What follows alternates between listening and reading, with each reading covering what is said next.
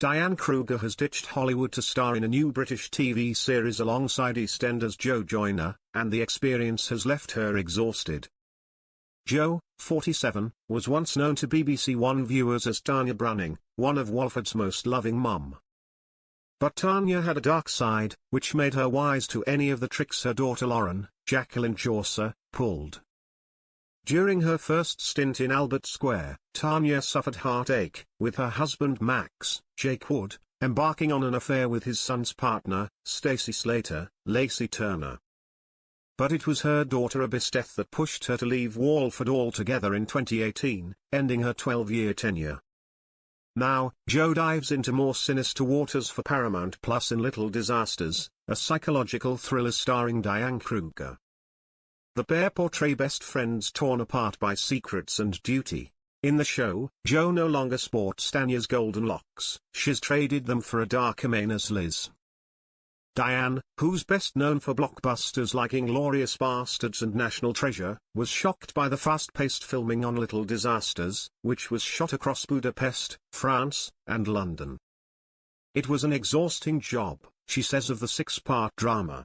I don't do that much TV, so you forget how fast it is and how much work you have to do in a day.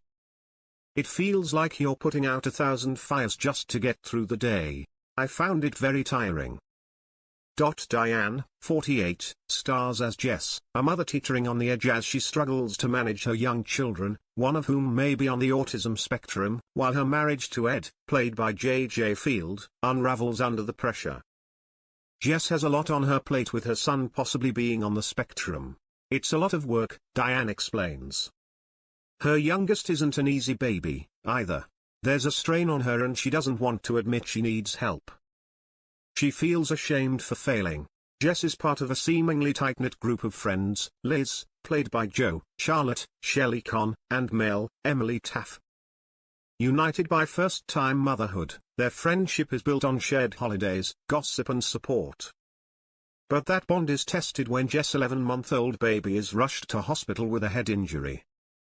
Soon, her parenting is being scrutinized, her anti-vax views are questioned and suspicions escalate, especially after Liz, a doctor, reports the incident to social services. Liz is caught between friendship and professional duty. Actress Jo, 47, says, "When you become a mother, your friendships refine." Liz and Jess are polar opposites in their parenting, but they're close. I loved playing someone who isn't afraid to speak her mind. But the role also struck a chord. Liz feels like she's never enough for everyone, Jo says. I identified with that. A lot of women do. Jo has her own group of mum friends and admits the show's central dilemma hit close to home. We're all mums, she says. It would put a bomb among us if one of us had to report another. Diane admits that stepping into a British-led show sometimes made her feel like an outsider, mirroring Jess' own isolation. I wasn't familiar with all these great actors, she says. I felt a little bit like Jess, like the odd one out. But I really enjoyed working with Jo. We have most of our scenes together. She was so great and so supportive. Shelley Conn plays Charlotte, a woman who appears to have it all but quietly grapples with self-worth. There's something missing in her life, Shelley says. That's a tough thing for any woman to confront, especially mothers. Meanwhile, Emily Taff's character Mel hides a darker reality. Her partner Rob, Stephen Campbell Moore, is controlling and unpredictable. Emily says, "There's so much going on behind closed doors. I liked playing that." Despite the intensity of the subject matter, the set wasn't short of light moments. We all got on really well, says Shelley. We had so much in common. Jo adds, it was a mix of good wine, nice meals and bed by 11 p.m. However, Diane didn't always have the luxury of downtime.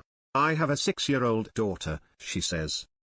I can't bring Jess' intensity home.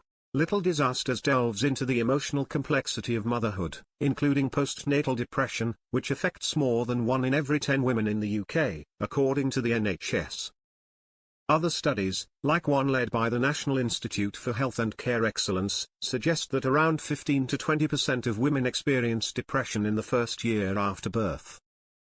Jess' troubling behavior is soon linked to the condition, something Diane found difficult but important to portray. "It was the toughest part for me," she says, "but the more you talk about it, the more you realize how common it is." Shelley agrees, adding, "There's an illiteracy around these issues. We need to bring them into the open." Diane reflects on another difficult side of motherhood, saying, "The mum guilt is real. I wouldn't have survived without a community of other mothers. Motherhood can be extraordinary, but it brings out fears, too. We're judged by others, even by other women. But your harshest critic is always yourself."